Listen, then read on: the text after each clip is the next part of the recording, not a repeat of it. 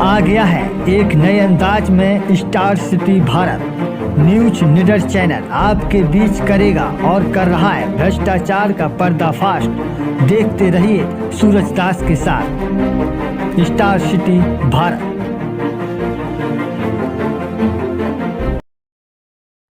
नमस्कार, आप देख रहे हैं स्टार सिटी भारत। मैं अजय शर्मा।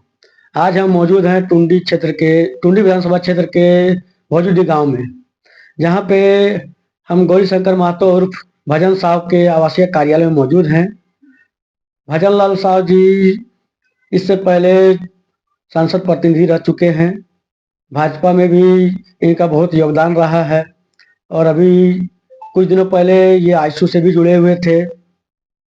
और इस चुनाव में इनको उम्मीद थी कि पार्टी इन्हें अपनी तरफ से टिकट देगी, परंतु उन्हें टिकट नहीं मिला और शायद हो सकता है इसी दर्द की वजह से वो निर्दलीय यहाँ पे टुंडी विधानसभा में प्रत्याशी के रूप में खड़े हैं और उन्हें बेबी वॉकर छाप मिला है। तो हमारे सामने मौजूद हैं भजन साहब जी। आज हम इनसे चुनाव से संबंधित कुछ सवाल करना चाहेंगे कि अगर ये जीतते हैं यहाँ से तो युवाओं के लिए, बेरोजगारों के लिए एवं शिक्षा के लिए क्या इनके पास सोच है और क्या करना चाहते हैं। तो हमारे सामने मौजूद हैं भजन साहब जी। भजन साहब जी, सबसे पहले हमारे चैनल में आपका स्वागत है। मैं आपके चैनल को और आपके सभी व्यूवर्स को आपके चैनल के माध्यम से बहुत बहुत बधाई देना चाहता हूँ, शुभकामना देना चाहता हूँ कि आप आज एक गरीब किसान का बेटा को दिखाने के लिए इस टुंडी जैसे मेरे गांव में आए। इसके लिए सबसे पहले मैं आप लोग दोनों को बहुत ही दिल से हार्दिक बधाई, शुभकामनाएं देता हूँ। भजन जी, अगर टुंडी की जनता अगर यदि आपको यहाँ से चुनती है तो टुंडी की जनता के लिए क्या मास्टर प्लान है आपके पास? देखिए, टुंडी की जनता अगर मुझे चुनती है तो आप अभी वर्तमान में देखा जाए कि टुंडी विधानसभा जो फैला हुआ है आपका, जाके जंगल पहाड़ी, मतलब एक तरह से बोला जाए तो यहाँ पर जंगल ही जंगल है और देखा जाए तो खनिज ही खनिज है। आज समझिए कि जो धनबाद में आप इतना बड़ा बड़ा या देख रहे और भी जो इतना ऊंचे ऊंचे जो मॉल बन रहा है, उसमें सबसे जो महंगा अगर बालू है तो वो हमारे यहाँ टुंडी क्षेत्र का है। आज जो आप धनबाद में जो इतना ज्यादा आप देख रहे हैं कि जो वर्कर जो दिन रात अपना मजदूरी के दम पे बड़ा बड़ा जो मॉल को खड़ा कर रहा है, वो जो मेन पावर जो है वो हमारा टुंडी का है। आप इतने दिनों से टुंडी क्षेत्र का भ्रमण कर रहे हैं और जनता के बीच में भी जा रहे हैं। मौजूदा समय में अभी टुंडी की वर्तमान परिस्थिति क्या है? मौजूदा के परिस्थिति देखिए, देखा जाए तो यहाँ तो सबसे पहले कि चरम सीमा पर घूसखोरी है, भ्रष्टाचारी है और युवाओं में बहुत ही नाराजगी है, बेरोजगारी है। क्योंकि पलायन जो है टुंडी का सबसे समस्या आज से नहीं 1952 से मानिए हम लोग वोट दे रहे हैं, पर ये पलायन जो है बेरोजगारी का कारण पलायन और मतलब आदमी को उचित शिक्षा और सही मतलब कि हमारा विधायिका के द्वारा या ई के द्वारा जो भी है उसके द्वारा सही ना स्वास्थ्य है, ना शिक्षा है, ना सही मानिए कि कहीं भी आपका विधि व्यवस्था है, जहाँ जाइए वहाँ घूसखोरी है। तो आखिर इसका मानिए तो कब अंत होगा? अंत जब तक ने आप एक सही युवा को लाइएगा, सही एक शिक्षित को लाइएगा जो इसके दिशा पे एकदम सही उसका मास्टर प्लान हो कि नहीं मेरा ब्लॉक में 10% भी घूस नहीं लगेगा, मेरा थाना में 10% कोई आम जनता को, आम जनमानस को नहीं लगेगा। ये आपका विधायिका जब तक ने उसके अंदर में ये चीज आए कि नहीं चाहे कुछ भी हो जाए हम 10 रुपया अपना क्षेत्र में घूसखोरी नहीं होने देंगे, तो मजा ले कि बीडीओ, सीओ, थाना, पुलिस कोई भी 10 रुपया जनता, आम जनता से पैसा ले लेगा। ये तो मानिए यहाँ का विधायक जो रह रहा है, और खाली मानिए कि अपना अभी हाल फिलहाल में देखे होंगे कि वीडियो वायरल हुआ, 15-15 करोड़ रुपया मांगा जा रहा है, और भी बहुत जगह वीडियो वायरल हुआ, 50-50 करोड़ रुपया मांगा जा रहा है। तो आप लोग सिर्फ अपना खाली पेट भर रहे हैं, अपना खाली मानिए ई कर रहे हैं। आम जो गरीब है, शिक्षित है बेचारा, उसको यहाँ इंडस्ट्रीज कैसे आएगा? आप लोग खुद इतना घूस मांग ले रहे कमीशन कि कंपनी आने से पहले भाग जा रहा है। और मैं आपको ये बता रहा हूँ कि मैं अभी कुछ भी नहीं हूँ, सिर्फ एक मानिए कि अपना समाज सेवा के रूप में करता हूँ, पब्लिक का निस्वार्थ भावना से अपना बोलो 100-500 हज़ार जितना मेरा क्षमता है खर्चा करके। आज तक कोई पब्लिक मुझे बोल दे कि इतना इतना मैंने काम किया, जनता का 10 रुपया भी मैंने लिया हो।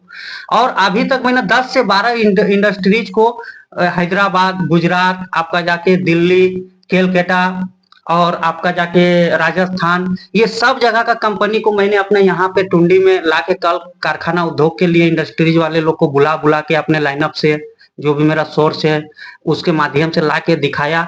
पर मेरे पास आज सब, अगर सिर्फ जनता मुझे एक बार सेवा, सिर्फ 5 साल मौका दे, मैं चैलेंज करता हूं कि 5 साल के भीतर में मैं अगर पूरे टुंडी विधानसभा में अगर एक भी बेरोजगार किसी घर में रह जाएगा, तो मुझे वो 5 साल के बाद जो है, जो उनको करना होगा कर लेगा, मेरा दावा है। क्योंकि मेरे पास उस तरह का मास्टर प्लान है और मेरे पास सोच है काम करने का। मैं पूरा टुंडी को सिर्फ उद्योग और आपका जाके टूरिस्ट, मेरा एक नारा है, टुंडी को विकसित, टुंडी को शिक्षित और टुंडी को टूरिस्ट हब बनाने का। किन किन समुदायों का समर्थन आपको प्राप्त हो रहा है? देखिए, मैं एक आज अपना रेलवे का, बुकिंग बाबू का नौकरी छोड़ के करीब सक्रिय इस क्षेत्र में 7-8 साल से अपना सेवा दे रहा हूँ।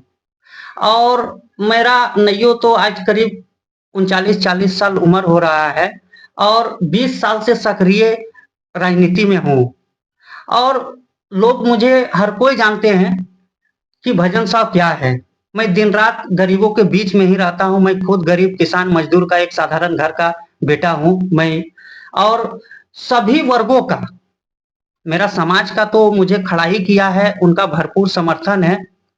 और सभी वर्गों का, इसमें आपका ओबीसी, एससी, एसटी, उनका तो भरपूर समर्थन है। मुस्लिम और आदिवासी का भी वोट मुझे मिल रहा है, क्योंकि मेरा मतलब बहुत निम्न स्तर के लोगों का साथ भी मेरा एक बहुत साधारण सा व्यवहार के साथ उठना बैठना हर तरह का रहता है। कभी क्षेत्र में आप कहीं भी जाइए, आप देखिएगा कि मेरा जो है, किसी से आपको ऐसा नहीं लगेगा कि 5 टका हमारे से ले लो, 10 टका ले लो, घूस मांग खाओ, कोई भी नहीं बोलेगा आपको। आप पूरा एक घर आप घूम लीजिए।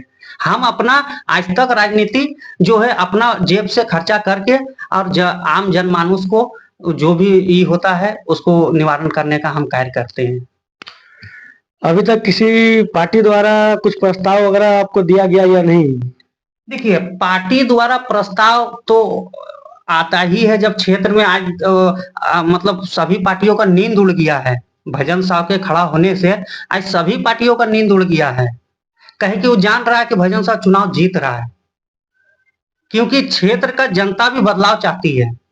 अब डेली आपको अगर आलू दिया जाए तो आप भी जो है ये हो जाइएगा कि भाई डेली डेली साला आलू की खेबू, एको दिन तो साला अंडा मुर्गा या कुछ तो झाल झूल बने के चाहिए कि नहीं।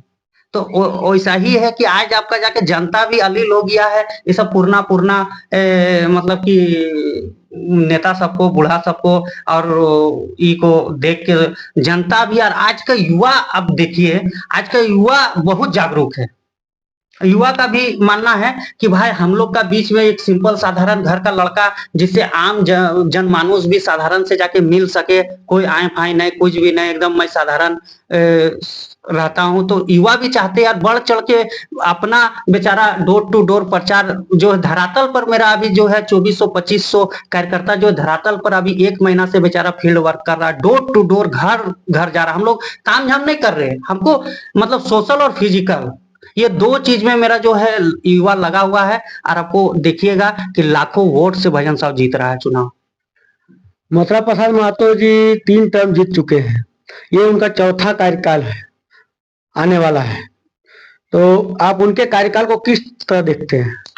देखिए, मथुरा बाबू जीत तो रहे हैं, उनके पास एक आपका जो है आदिवासी और एक जेएमएम का जैसे मुस्लिम आज क्योंकि कांग्रेस उनके साथ है, तो ये मतलब कहा जाता है कि ये दोगो वोट बैंक उनका रहता है।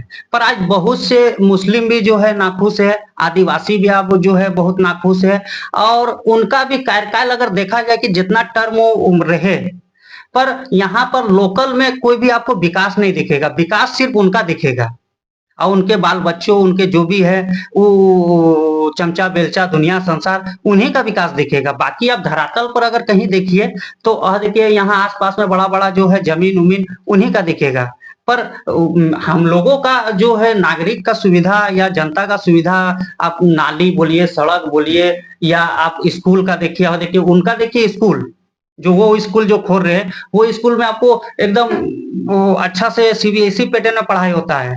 आप भाई जब आप उस तरह का सीबीएसई पैटर्न का स्कूल जब आप अपने ये रोजगार के लिए खोल सकते हैं, तो मेरा वही भावना है कि वही स्कूल हम जो है निःशुल्क खोलना चाहते हैं सीबीएसई पैटर्न का, और ये सब स्कूल को बंद कर दे। और आप टीचर भी, हम तो चाहते हैं कि टीचर आप वैसा ही रखिए, जो टीचर भी वेल एजुकेटेड हो, बीएड पास हो, क्योंकि जब बढ़िया टीचर रहेगा तभी आपका बच्चा को सही शिक्षा मिलेगा। आप एगो मैट्रिक इंटर वाला को टीचर बना दीजिएगा तो वो तो जब एक्सपीरियंस ही नहीं है, वो खुद नहीं सही से इंग्लिश पढ़ पा रहा है, तो मेरा बाल बच्चा को कहां से इंग्लिश बढ़िया से पढ़ाएगा। और आज के डेट में अगर बच्चा इंग्लिश नहीं पढ़ रहा है तो सवाल ही नहीं है कि वो आपका आगे बच्चा डेवलप करेगा। तो पहले तो शिक्षा में आमूल चूल परिवर्तन करना होगा, तभी मानिए कि हम क्षेत्र का विकास और पूरे राज्य का विकास कर सकते हैं, क्योंकि शिक्षा से ही सारा कुछ फ्यूचर तय किया जाता है। आप भाजपा में थे, उस फिर आईएसयू में आए, और अभी आप प्रत्याशी के रूप में यहाँ मौजूद हैं टुंडी विधानसभा में। आपको क्यों ऐसा लगा कि मुझे चुनाव में उतरना चाहिए? देखिए, मैं तो बहुत आपको बताया कि मैं रेलवे का बुकिंग क्लर्क के पद पर मेरी नौकरी थी। तो कोरोना काल में आपका जाके मैंने जब हम लोगों का ये हो गया, कोरोना काल आ गया, तो हम लोग रूम पे रहते थे, अपने क्वार्टर पे रहते थे। तो मैं यही सबका चिंतन मंथन करते रहता था, क्योंकि लगाव तो आपको तो बताया कि मैं राजनीति में भलो सक्रिय अभी 10 साल से हूँ, पर मैं 20 साल से मैं जुड़ा हूँ। उस समय सक्रिय नहीं रहता था, खाली जाना आना, हाँ ठीक है करता था। पर आज राजनीति का वर्तमान का जो ये देख रहे हैं कि यहाँ पे कुछ हो चाहे नहीं हो, आम बेचारा बच्चा जो पढ़ लिख रहा है, उसका माँ बाप किसान है, मजदूर है, कर्जा लेके उसको मानिए कि मैट्रिक करा रहा है, बीए करा रहा है, बीएड करा रहा है, एलएलबी करा रहा है, पर उसका रोजगार के बारे किसी को, ना विधायक को चिंता है, ना सांसद, ना मुख्यमंत्री, ना मंत्री। उनको सिर्फ अपना धंधा पानी, अपना कैसे बड़ा बड़ा टेंडर, मतलब अपना झोली भरने से सब नेता को मतलब है, और सिर्फ नेता का विकास हो रहा है झारखंड में। आप 24 साल का इतिहास को उठा के देख लीजिए कि झारखंड 24 साल उड़ीसा भी बना उस समय शायद, है ना, और आपका जाके छत्तीसगढ़ बना, सॉरी, तो छत्तीसगढ़ जो आपका बना, और उस वही समय आपका जाके झारखंड बना।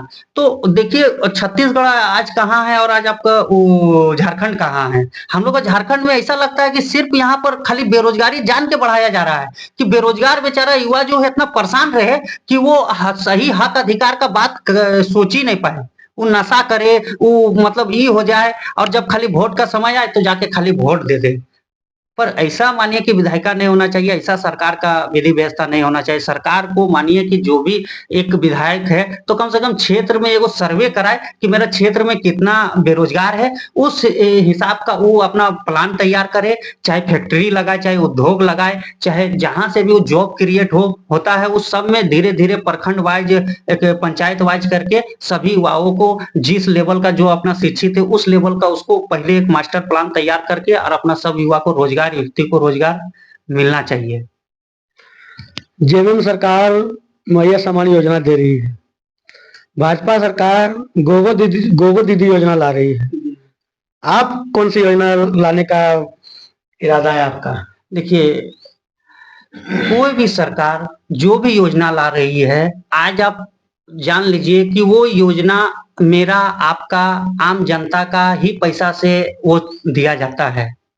तो ये सरकार एक तरह का समझिए कि आपको कर्जदार बना के और इधर का कान उधर से पकड़वा के और आपको दे रही है। अभी वो विदेशी मानिए कि लाखों हजार करोड़ रुपया फंड ले लेगा विदेश से, और वही कर्ज वो सरकार नहीं भरेगा, वो आम जनता को भरना है, और वही कर्ज लेके फिर वो आपको बांट देगी, और पता चलेगा कि हम मेरा पर 5,000 कर्जा हो गया, मेरा बाल बच्चा पर वही कर्जा आज से 10 साल बाद 5 लाख हो जाएगा।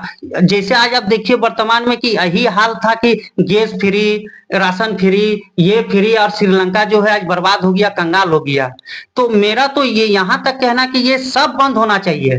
ये जो 5 किलो जो राशन दे रहा है ये भी बंद होना चाहिए, और सरकार को लिखित एग्रीमेंट करना चाहिए जनता से, या जो विधायक बन रहा है या जो सांसद बन रहा है, कि हम चाहे 5 किलो आपको अनाज दे चाहे नहीं दे, 1,000 2,000 दे चाहे नहीं दे, पर आपका घर में अगर शिक्षित है, मैट्रिक इंटर बीए पास है, तो उसको सरकारी नौकरी देंगे, उसका जो है भविष्य का पूरा हम जो है ये करेंगे। ये चीज तो एकदम लागू होना चाहिए, लिखित तौर पे लागू होना चाहिए। ये तो मेरा एकदम स्पष्ट ये संदेश होगा, चाहे कोई भी सरकार हो। सुना है आपको। तो ये थे भजन साहब जी, जिन्हें आप सुन रहे थे, और इन्होंने अपने अपने प्लान के बारे में बताया कि अगर ये जीतते हैं तो यहाँ के टुंडी के जनता के प्रति जो भी अधूरे कार्य हैं उनको करने का प्रयास करेंगे, और इनका कुछ प्लान है ये पर्यटन स्थल के रूप में। यहाँ बगल में जो पहाड़ वगैरह हैं, जंगल वगैरह हैं, वहाँ पे रोपवे वगैरह की अगर यदि इंतजाम हो जाता है तो इसके लिए ये प्रयत्नशील हैं, और इनके अनुसार कई कंपनियों से इन्होंने संपर्क भी किया है। तो हमारे साथ बने रहिए। Star city Bharat, Mahesh Sharma, cameraman.